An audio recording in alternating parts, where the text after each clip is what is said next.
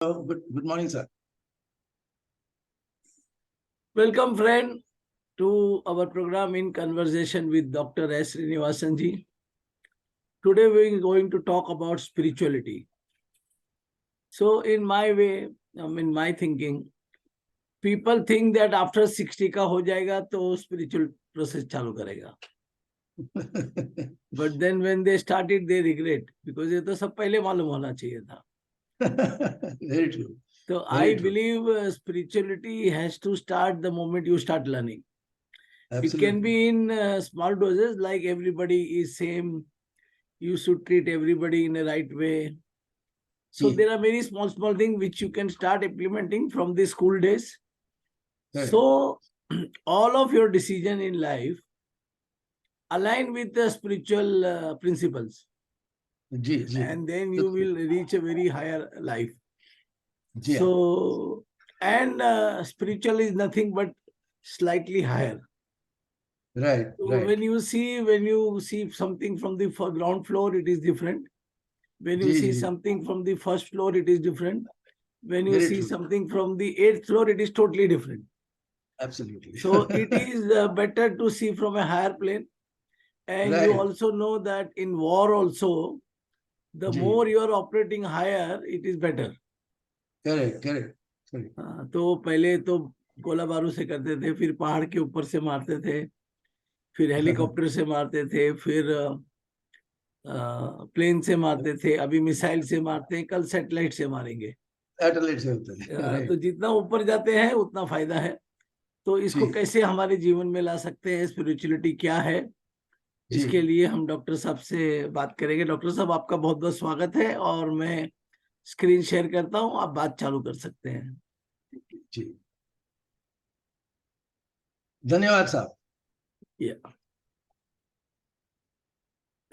अभी जब हम स्पिरिचुअलिटी बोलते हैं, जैसा जैन साहब ने कहा कि हर एक आदमी का स्पिरिचुअलिटी का इंटरप्रिटेशन अलग अलग होता है.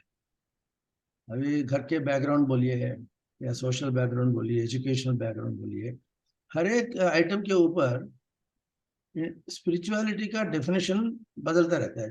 जैसा उन्होंने बताया कि वे आपका देखने का दृष्टिकोण बदलता है, first floor, 8th floor, 9th floor वगैरह. But basically, spirituality is an individual search. It is an individual search, not a group search. बाद में आएंगे उसके बारे में. For meaning and purpose in life. So spirituality बहुत सिंपल क्या है, जिंदगी का मतलब क्या है, मीनिंग क्या है, और जिंदगी का उद्देश्य क्या है, पर्पस क्या है. मीनिंग समझ गया तो पर्पस समझ में आ जाता है. अल्टीमेटली कहीं ना कहीं ये क्लैरिटी आपके मन के अंदर, आपके हृदय के अंदर आना चाहिए, और आने के बाद तो जाना नहीं चाहिए. हाँ, that should be your guiding light for the whole life. तो मेरे को ये ध्यान में रखते हुए अभी आज के सेशन में हम स्पिरिचुअलिटी के ऊपर जनरली देखते हैं, and where we are standing and where we can stand with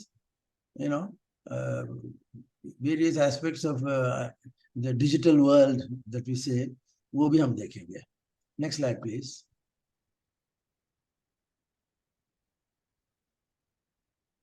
spirituality समझने के लिए सबसे पहले हमें ये समझना चाहिए कि हम each and every one of us has 3 aspects of spirituality, and that should be body, which you can see, mind, which you can sort of make out, and soul, which is a totally different cup of tea. वो appreciate करने को वो अलग training चाहिए और personality चाहिए. ये तीनों को लेकर के बॉडी, माइंड एंड सोल, तीनों को अगर आप ठीक तरह से अप्रिशिएट करेंगे, फिर आप स्पिरिचुअल हो गए या स्पिरिचुअल जाने के रास्ते में है. So it should be a 3-pronged, 3 angle है उसका. उसको होलिस्टिक हेल्थ बोलते हैं. कोई भी एस्पेक्ट थोड़ा आगे पीछे हो गया तो स्पिरिचुअलिटी डिस्टर्ब हो जाता है. तो होलिस्टिक के लिए तीनों एस्पेक्ट्स ठीक तरह से परफेक्ट अंडरस्टैंडिंग और एज परफेक्ट एज पॉसिबल अपने बर्ताव में लाना चाहिए, फिर हम स्पिरिचुअल बनते हैं. Next slide please.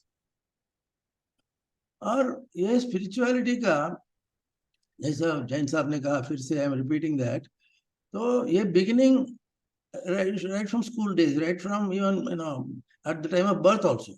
बोलते हैं जब जन्म हुआ तब आपका स्पिरिचुअल लाइफ भी चालू हो गया। हाँ, आप सन्यासी बनने की जरूरत नहीं है, जन्म ले लिया तो स्पिरिचुअलिटी अपने आप आ जाता है। वो फॉर्मलाइज करने के लिए, वो इंस्टीट्यूशनलाइज करने के लिए एक उपनयन संस्कार किया जाता है। ये बचपन में, बिफोर द बॉय और girl enters the school, school में जाने से पहले, स्कूल में जाते हुए जाते जाते आपको एक संस्कार किया जाता है, वो उपनयन संस्कार बोलते हैं, जिसमें ये basically it is a question of discipline, you know. Otherwise, if you let a boy just run around, he'll be spending 24 hours a day playing around. No, कहीं ना कहीं उसको you have to put him the reins and then bring it under a steady discipline. वो बचपन में शुरू हो जाता है, तो उसको हम उपनयन संस्कार बोलते हैं। संस्कार बोले तो अच्छा काम है उसका, you have to sow the seeds of a good job. तो संस्कार, उपनयन बोले तो वो आपका पिक्चर में देखते हैं आप, इसी उपनयन यज्ञोपवीत बोलते हैं, वो थ्रेड होता है, the thread is symbolic, the thread tells you भाई till the age of 5 or so you enjoyed enough, अभी you can continue to enjoy but you have to have some constraint। तो जाने के लिए अभी क्या करते हैं हम, सीनियर केजी में डालते हैं, जूनियर केजी में भी डालते हैं, फर्स्ट स्टैंडर्ड में जाते हैं वगैरह वगैरह, वो भी एक प्रकार का डिसिप्लिन्ड प्रोग्रेस है। और डिसिप्लिन नहीं है तो सीनियर केजी क्या, जूनियर केजी क्या, आप जंप मारते रहोगे, वही आपका संस्कार होगा। ऐसा नहीं होना चाहिए। संस्कार डिसिप्लिन और अच्छी तरह से इफेक्टिव होना चाहिए, इसके लिए उपनयन संस्कार किया जाता है। This gentleman whom you see here is a well known Shastri, you know, he is well versed with the scriptures and well versed with various aspects of life, तो वो गाइड करेंगे आपको। तो उपनयन संस्कार से आपका शुरू हो जाता है। Next slide please. और हर एक संस्कार में थोड़ा कुछ रिचुअल्स रहेंगे। रिचुअल्स बोले तो कुछ कार्य करते हैं, वो उसका प्रभाव होता है, वो करने से उसका रीइंफोर्समेंट होता है। वो फॉर एग्जाम्पल यहाँ पे एक एग्जाम्पल दिया हुआ है, महालय तर्पण। तर्पण बोले तो नदी का या तालाब का पानी लेकर के ईश्वर को समर्पण करना। नदी का पानी लेके तुम ईश्वर को ही सीधा कैसे समर्पण करोगे, दैट इज सिंबॉलिक। वो तर्पण जो होता है ना, वो घर में होता है, सुबह होता है, दोपहर को होता है, शाम को होता है। वो it's a question of accepting that whatever we are from earth and we return it to the earth। ये तर्पण में आप पानी लेके घर नहीं जाते, पानी वहीं छोड़ते हैं। तो महालय बोले तो महालय एक दिन है जहां पर आपका कार्य और क्रिया ठीक तरह से सिखाया जाता है और इम्प्लीमेंट किया जाता है, वो महालय तर्पण। वो एक उदाहरण है। अभी सिर्फ ये कोकोनट का जो मैंने पिक्चर डाला, इसका मतलब ये है कि सिर्फ कोकोनट फोड़ने से आप स्पिरिचुअल नहीं बनते। यू नो, लोगों के मन में एक गलत फहमी है कि ट्यूसडे हो गया, मंगलवार हो गया, गणपति के मंदिर जाओ, नारियल फोड़ो, फिर आप स्पिरिचुअल हो गए। ऐसा नहीं है। Rituals and spirituals, they are closely connected, but ritual is not spiritual by itself। next slide please। ये आ गया अपना स्पिरिचुअलिटी का, ये जो वर्नाकुलर में जो हम समझते हैं, जिसको हम आध्यात्मिकता बोलते हैं। ये अंदर से अध्यात्म जो होता है ना, अंदर का आत्मा जो होता है, रिलेटिंग टू दैट जो है, वो स्पिरिचुअलिटी है। आध्यात्मिक बोलते हैं, आध्यात्मिकता, आध्यात्मिकता, वो that is a character of being spiritual. Next slide please. और उसके लिए अपने ही संस्कृति में, अपने ही ग्रंथों में पूर्वजों ने लिखा है कि भाई आप, you can follow various routes, various methods, and you can achieve that particular goal where you ultimately become one with God, one with the Lord, one with the Spirit वगैरह। वहां पे एक उदाहरण दिया है कर्मयोग। ये मैंने तो उदाहरण रखा क्योंकि ये this is little easy to follow. अब जो भी कर रहे हो ठीक तरह से करो, वो कर्मयोग हो गया। अभी जो मैं बोल रहा हूँ, जैन साहब के साथ बैठ के बात कर रहा हूँ, वो भी कर्म है, वो कर्मयोग हो गया। तो it is easy to follow and easy to maintain also. तो उसको बोलते हैं योगा थ्रू सेल्फलेस एक्शन। कर्म बोला तो एक्शन है, और हमें ultimately, as you will see, we will go all over the world and will come back to action. तो action is something which you can not escape. वो भगवत गीता हो या रामायण हो या महाभारत हो या Korea or various aspects of tribal warfare going on. Everything is action. So without action there is no life, and without life there is no action. तो इसको हम समझना चाहिए. फिर अपना कर्मयोग शुरू हो जाता है. कर्मयोग जैसा यज्ञोपवीत पहन के आप शुरू करते हैं बचपन में और स्कूल गोइंग एज में, वहां से एक्शन रहता है. Step by step with each breath you do it selfless. मतलब ज्यादा एक्सपेक्ट मत करो. अब भगवान से ये मत पूछो कि मेरे को एक गाड़ी देना, मेरे को एक हेलीकॉप्टर दे देना, मेरे को एक अच्छी लड़की दे देना, ये ना वो देना, like that. You know that is not the action we are talking about. It should be a selfless disciplined action. वो कर्मयोग है. इसका उदाहरण बहुत है. सबसे बड़ा उदाहरण बोले तो भगवत गीता है, जहाँ पे अर्जुन ने जो लड़ाई करने के लिए तैयारी किया और फिर नर्वस हो गया, वो डर गया. बेसिकली वो डर गया, वो मानने को तैयार नहीं. श्री कृष्ण भगवान ने पूछा कि भाई क्या हो गया, यहाँ बैटल फील्ड में आ गए, रण इसमें आ गए, अभी डर गए. तो फिर अर्जुन ने कहा कि देखो देखो मेरे सामने जो खड़े हैं, मेरे भाई हैं, बहन है, भतीजा है, और उनको मैं कैसा मारूं. फिर श्री कृष्ण भगवान ने हंस के कहा, what is the guarantee that you will kill them, they will kill you in the first arrow. बोला हाँ हाँ हाँ, दे कैन आल्सो किल मी. सो उसको लगा कि भाई मेरे को बताओ और क्या चीज है एग्जैक्टली. तब उपदेश के रूप में कृष्ण भगवान ने सेल्फलेस एक्शन कैसा करना. जो हम बाण छोड़ते हैं, श्री कृष्ण ने कहा कि अभी तुम्हारा काम क्या है, तुम बैटल लाइन में खड़े हो, हाथ में बो एंड एरो है, एरो छोड़ने वाले हो. अभी क्या, व्हाट शुड बी योर मनस्थिति, क्या होना चाहिए. तब आप सोचेंगे हाँ इन सबको मैं मार दूंगा, दुनिया भर के अच्छे अच्छे लड़कियों के साथ मैं मजा करूंगा, दुनिया सभी अच्छी तरह से कपड़े पहनूंगा, ये करूंगा वो करूंगा. अगर वो सब सोचते रहोगे तो आपका bow and arrow will fail. तो आप एक कहीं जाएगा और आपका जो काम है वो और कहीं जाएगा. उन्होंने कहा कि भाई बेवकूफ, तुम फोकस करो, और फोकस करते करते आप अपना जो अटैचमेंट जो है ना, वो बाण किधर जाता है वो सोचते सोचते तुम पागल हो जाओगे. बाण छोड़ो. बाण ठीक तरह से छोड़ा तो एक जो एक्शन कर्म होगा, उससे जो फल मिलेगा, उस फल के ऊपर भी तुम्हारा कंट्रोल नहीं है, होना नहीं चाहिए, क्योंकि वो आप ग्रीडी हो जाते हैं. फल के ऊपर आप इन्वॉल्वमेंट करते करते रहेंगे, हर एक कर्म आपको ग्रीडी बनाते जाएगा. वो निकाल देना. इसके साथ बहुत सारे कमेंट्रीज लिखे जाते हैं, लेक्चर्स दिए लिखे हुए रहते हैं, वगैरह वगैरह. पर अपने लिए क्या है. So we people have to do our action and don't keep on thinking about greedy. ये चाहिए वो चाहिए. सेल्फलेस एक्शन चाहिए. वो भगवत गीता का सारांश है.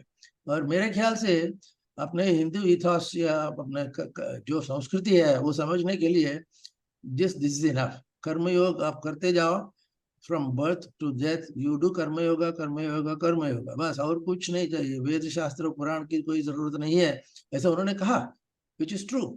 तो आप हजारों स्क्रिप्चर्स और इसमें फंस जाएंगे तो आपका कर्म ठीक नहीं हो पाएगा. कर्म ठीक नहीं हो गया तो आप है किधर, वगैरह. So this is the sense that we should keep on reminding ourselves. Next slide please. और स्पिरिचुअल बोले तो कोई लोग ऐसा समझते हैं कि ये एक हाथ में माला रखते हैं ना, प्रेयर, हाँ, पूजा करने के लिए, प्रार्थना करने के लिए माला रखते हैं, और माला को आप कर में फिरे. अब कर में आप फिराते रहेंगे, फिरते रहेंगे, और मुंह में जीभ फिरे. आप मंत्र उच्चारण करते रहेंगे और जोर जोर से मंत्र उच्चारण करेंगे, हाथ में माला को और जोर से फिराएंगे. वो जीभ फिरे मुख माही. और उसका बाकी ऐसा है कि मनोभाव तो दहु दिशि फिरे. मन तो घूमता रहता है, हाथ में माला घूमता है, मुंह में जीभ घूमता है, मनोभाव दसु दिशि में घूमता है. ये तो सुमिरन नहीं. आप ये सुमिरन के नाम पे ये जो तमाशा कर रहे हैं वो सुमिरन नहीं है. वो कबीर जी ने कहा, माला जो कर में फिरे जुब फिरे मुख माही, मनवा जो दहु दिशि फिरे, दहु दिशि दसी दिशा में घूमता है, मनवा तो दसु दिशि फिरे. ये तो सुमिरन नहीं. कि फिर सुमिरन क्या है. फिर आ जाओ कर्मयोग पे पास फिर से आ जाओ. अपने लिए for people like us who don't want to get lost in philosophy all the time, ये highly useful and powerful guide है. ये आप इसको मन में रखते हुए, हृदय में रखते हुए काम करेंगे So you don't need all these sadgurus and tutgurus and all those people. It is enough. मगर वो समझने के लिए टाइम लगता है, तो किसी की मदद लेना पड़ता है, वो करते रहते हैं, which is good. Nothing wrong in that. Next slide please. Bhagavad Gita का आ गया सारांश, यही एक श्लोक है. This श्लोक is world famous and it has been there for 2000 years. India बोले तो क्या है आपका स्क्रिप्चर, क्या है स्क्रिप्चर मालूम नहीं है भाई. पोथी बड़े बड़े पोथी पढ़ जग मुआ, पंडित हुए न कोई. ढाई आखर प्रेम का, जो पढ़े वो पंडित होए. कबीर जी ने कहा दिया, तुम बड़े बड़े किताब पढ़ने की जरूरत नहीं है, बड़े बड़े लेक्चर देने की जरूरत नहीं है. तो वो आप करते जाओ, वो आपका लाइफ का एसेंस दिखाएगा. एंड कर्मण्येवाधिकार से, कर्म इधर आता है और रहेगा. कर्म रहेगा, कर्म जाने वाला नहीं है. आप कुछ भी करो, कर्म कभी भी कहीं भी नहीं जा सकता, वो रहेगा, आपके साथ ही रहेगा. It is like your shadow. Next slide please. अच्छा, फिर हम संसार में आ गए, गृहस्थाश्रम में आ गए, संसारी हो गए. फिर हमें क्या करना चाहिए? कमाना चाहिए. क्या कमाना चाहिए? पैसा कमाना चाहिए, और कपड़े पहनने चाहिए, गाड़ी चाहिए, वो चाहिए, ये चाहिए. तो उसका जो ग्रीड है ना, वो अंत नहीं है. साईं इतना दीजिए जहां में कुटुंब समाए. आप तो गृहस्थ हैं, कुटुंब में आपका जगह है, जवाबदारी है. वो कुटुंब संभालने के लिए आपको जो चाहिए वो साईं से मांगो. वो साईं बोलेगा काम करो, मिल जाएगा. तो बैठे बैठे तो मांगने से मैं नहीं देने वाला हूँ. साईं इतना दीजिए जहां में कुटुंब समाए, मैं भी भूखा न रहूं. हाँ, मुझे तो भूखा नहीं रहना चाहिए क्योंकि मुझे जीना है. मैं भी भूखा न रहूं, साधु न भूखा जाए. मतलब रास्ते में जो हो रहा है वो, हाँ, वो जो साधु है, उसका नाम मालूम नहीं, नाम निशाना मालूम नहीं, वो आदमी जा रहा है, वो उसको आप कैसे भी बोलिए, whichever name you want to give, you give. वो साधु है, वो रास्ते पे जा रहा है, वो भूखा है, उसने खाना खाया नहीं. साधु न भूखा जाए, उतना तुम संभाल लो, हो गया तुम्हारा संसार संभालने का काम हो गया. तुम भूखा मत रहो, और साधु को भी भूखा मत रखो वगैरह. Next slide please. और ये करते करते, कर्म करते करते हमें मन में एक अभिलाषा आ जाता है कि भाई मुझे और बड़ा होना चाहिए, बड़ा होना चाहिए. तो वहां भी आप कबीर जी का एक उपदेश सुन सकते हैं. बड़ा हुआ तो क्या हुआ, जैसे पेड़ खजूर. बड़ा हुआ तो क्या हुआ, जैसे पेड़ खजूर. खजूर के पेड़ में क्या है, पंथी को छाया नहीं. वो पेड़ तो बहुत ऊंचा है, हाँ, पंथी को मगर आने वाले को छाया नहीं मिलता उसका, वो धूप में खड़ा रहता है. पंथी को छाया नहीं, फल लागे अति दूर. भूख लगा है खाने के लिए, आपको इतना बड़ा लंबा ऊंचा क्लाइम करके जाना पड़ता है. हाँ, तो इसमें क्या, इस प्रकार के बड़प्पन मतलब क्या है? आपके बड़प्पन से दूसरे किसी को फायदा नहीं होता, वो बड़प्पन नहीं है, वो छोटापन है. बड़ा हुआ तो क्या हुआ, जैसे पेड़ खजूर, पंथी को छाया नहीं, फल लागे अति दूर. फल है मगर आप खा नहीं सकते. इसमें क्या मतलब क्या है, like that. Next slide please. ये सब होते हुए भी अपने ही संस्कृति में ये कहा जाता है कि भाई तुम सिर्फ अपना मत देखो, बाकी लोगों को भी देखो, बाकी लोगों को मदद करो, उनको कल्याण करो, उनको अच्छी तरह से बर्ताव करके रास्ता दिखाओ जिंदगी में जीने का वगैरह वगैरह.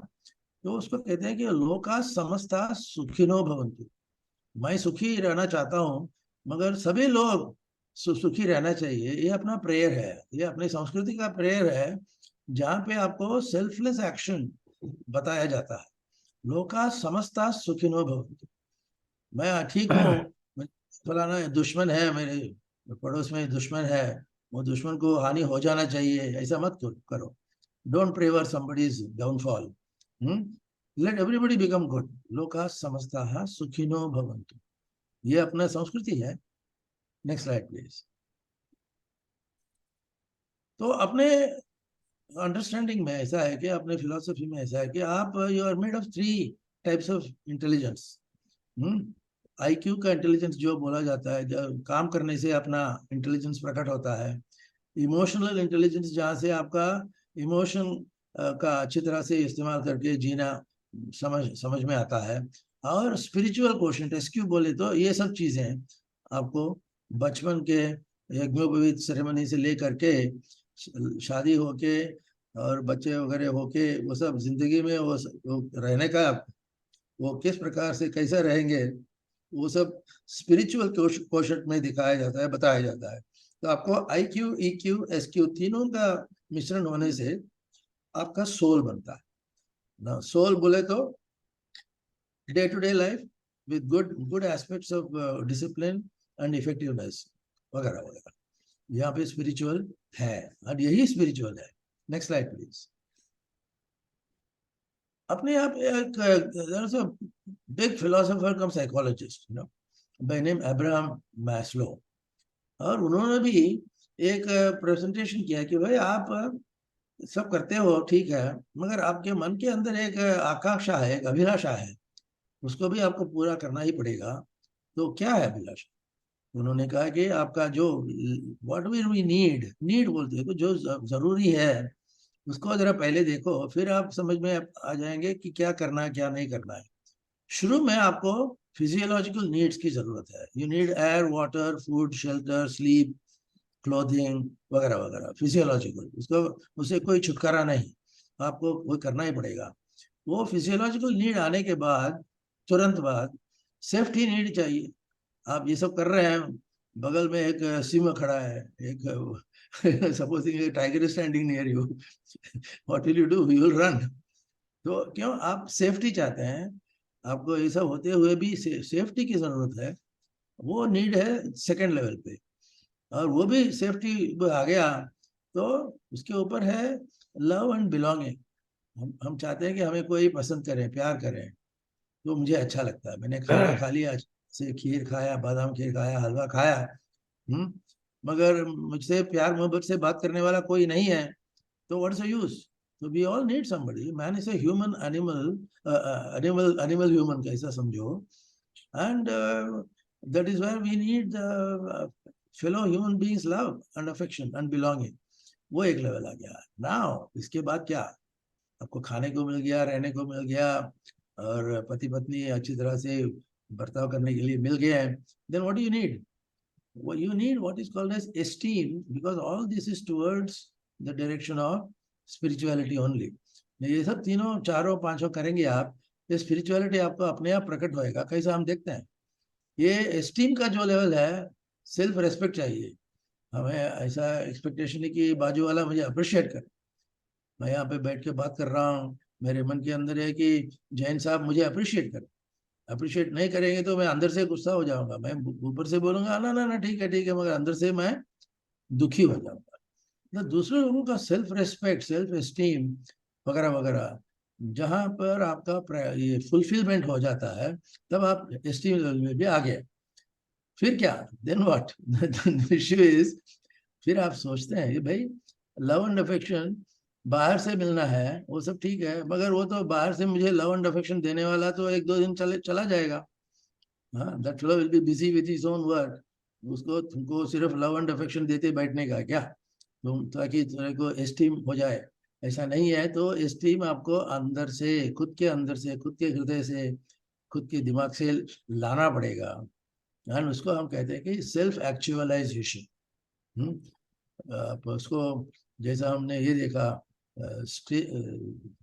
सर्च इंजन ऑप्टिमाइजेशन बोलते हैं ना, सर्च इंजन के अंदर हजारों चीज है, मगर उसको ऑप्टिमाइज करके जो आपको लेवल मिलता है, वहां पे आपका सेल्फ एक्चुअलाइजेशन होता है। I give you an example. You are eating a heavy nice dinner, और बाजू में एक भिखारी खड़ा है and is looking at you. फिर आपको लगता है कि ये क्या है यार, you can think that you are disturbing, he is disturbing your mood. बोलते कि कौन भिखारी आ गया मेरे को डिस्टर्ब कर रहा है। On the contrary, you can also say यार उधर कोई भूखा है, इसका जरा संभाल लें, देख लेते हैं। ये जो सहानुभूति है, जो अंदर से जो फीलिंग आता है, वहां से आपको सेल्फ एक्चुअलाइजेशन होता है। आप दिन में या महीने में, साल में कितने भी दफा आप कुछ भी करेंगे, वहां से आपको अंदर से एक संतुष्टि मिलना चाहिए। उसको हम सेल्फ एक्चुअलाइजेशन बोलते हैं। उसका तरीका बहुत अलग अलग सा हो सकता है। Supposing you are very well off, but then you want to feel satisfied, you may be driving a Rolls Royce, but you will drive that Rolls Royce not towards Taj or Oberoi, but that Rolls Royce you will drive to to what? बाजू में village है, उधर 4 लोग मर रहे हैं, उनको vaccine नहीं दिया हुआ, उनको खाना नहीं मिला है। वो करने से अपने को जो संतुष्टि मिलती है ना, वो सेल्फ एक्चुअलाइजेशन बोलता है। वहां पे आपको रोल्स रॉयस हो या बुलेट कार्ट हो, आप ही हैं, and that realization is actualization. So that is the ultimate in the philosophy of Maslow, and it is also the ultimate in अपने संस्कृति में, अपने धर्म में वही है कि भाई तुम कुछ भी करो, हाँ, कुरुक्षेत्र जाओ, रामायण में इधर जाओ उधर जाओ, लोगों को मारो, तुम भी मरो, मगर अंदर से आपको संतुष्टि नहीं है in a proper way, then it's no use, ऐसा कहा जाता है. Next slide please. इसमें सिंपल फॉर्मूला है कि जीना कैसा है यार. Every step you are finding fault with me, how can I live? फिर आप बोलो सर्वेंट लीडर बन जाओ. बोलेंगे ये क्या चीज है भाई, सर्वेंट लीडर? सर्वेंट कभी लीडर हो सकता है क्या? कभी लीडर कभी सर्वेंट हो सकता है क्या? आप सोचेंगे. मगर सर्वेंट लीडरशिप जो बोलते हैं, जिसको स्वामी विवेकानंद ने इमॉर्टलाइज किया, और मैं और स्टीफन कोवी ने भी किया, और बहुत सारे लोगों ने किया, कि आप दूसरों को मदद करने के लिए जब मैदान में उतरते हैं, सिर्फ नरेंद्र मोदी साहब का भी वैसा ही सिचुएशन है. उनके लिए कोई you don't have to work hard, उनके लिए बैठे बैठे खाना पीना मिल जाएगा, आप आराम से बैठो. बोलेंगे नहीं, I am a leader, I am a servant, and I am leader and servant of 2 crore people और 20 crore पीपल. तो वो सर्वेंट लीडरशिप आता है. नेल्सन मैंडेला करके एक बड़ा लीडर थे. ही स्पेंट 27-28 years और इवन मोर इन जेल. हाँ, वो साउथ अफ्रीका का प्रेसिडेंट बोथा करके उसको उसमें भर के रख दिया. But when he came out he said I was only doing servant leadership by undergoing hardship. मैं हार्डशिप जो ले रहा हूँ आपके लिए है और हम सबके लिए है, वो सर्वेंट लीडरशिप है. और महात्मा गांधी है, मदर टेरेसा है, इन सब का वो जो इन्फ्लुएंस आता है, यहाँ पे देख पिक्चर में आप देख रहे हैं, आप पेड़ को झाड़ को पानी दे रहे हैं, और पानी का जो फायदा है, फल किसको मिलता है? और किसी को मिलता है, मगर अच्छा है. और किसी को मिलता है, वो सुन के देखे, जो अच्छा होता है, फीलिंग आता है अंदर से, दैट इज रियल लीडरशिप, ऐसा बोला जाता है. Next slide please. तो that is what we call as nishkam karma. काम नहीं है, कामना ये नहीं है, निष्काम है, आपका कोई फीलिंग नहीं है, आप काम कर रहे हैं, वो उसको कहते हैं कि निष्काम कर्म. और वो कर्मयोग में ही आता है. रियल कर्मयोग इज निष्काम कर्म. विद काम कर्म करेंगे तो निष्काम नहीं है. तो ये करते जाएंगे. Is it possible? Yes, of course it is possible, like that. तो this is where we sort of end our little looking at soul and spirituality in our Sanskriti. And we all have to keep striving. It's not that, एक दिन में बैठे बैठे छू मंतर करके servant leadership छोड़ जाएगा. मंडेला को 35 years लगा, कारागृह वास कर रहा था वो बेचारा. फिर भी वो आने के बाद, look at this. Nelson Mandela said, I am out of the prison now, but I want the next world football trophy to be kept in South Africa. And people said, पागल है क्या? साउथ अफ्रीकन लोगों ने तुमको इतना तकलीफ दिया, इतना गड़बड़ किया, फिर भी तुम बोलते हो कि वो फुटबॉल, ग्लोबल फुटबॉल जो टूर्नामेंट है वो साउथ अफ्रीका में होना चाहिए. तब नेल्सन मंडेला ने कहा कि भाई देखो, जो मेरा जो होना था वो हो गया, but I want people to realize that in South Africa, sitting in South Africa, black and white and brown and yellow and whatever, you should practice. And you make a beginning here. Your football का tournament जो था, and that anthem, football anthem became world famous. बड़े बड़े artist कलाकार आके उनको पेश कर रहे थे. तो ये चीज है. तो ऐसा हम देखेंगे तो जीने का मतलब अपने आप आ जाता है. You don't have to hunt for meaning. Meaning आ ही जाता है. तो उसका अनुभव, तो सब ठीक है ना? तो थैंक यू जैन साहब, and I hope I have done some justice to the topic. Yes. Thank you so much. As always, you have been very kind. Thank you, sir. And what I learned from all this is that खुद के बारे में नहीं सोचना है, दूसरे के बारे में भी सोचना है. और कोई भी काम कर रहे हैं उसमें आपका भला हो, ये तो सोचना ही है, लेकिन साथ में औरों का भी भला हो, हर आदमी को इंक्लूड करो. महावीर ने तो जीव जीवाणु को भी इंक्लूड करने की बात की है. ऐसा काम करो जिससे किसी को नुकसान नहीं हो. और सभी का जी। फायदा हो। तो वही स्पिरिचुअल का एक फंडामेंटल प्रिंसिपल है। दूसरा, जैसे डॉक्टर ने बताया, काम करो लेकिन फल की इच्छा मत करो, काम करो, प्रोसेस फॉलो करो, रिजल्ट तो आना ही है। तो doctor, thank you so much, and we will keep meeting for the further session. Thank you so much. Thank you, sir. Thank you.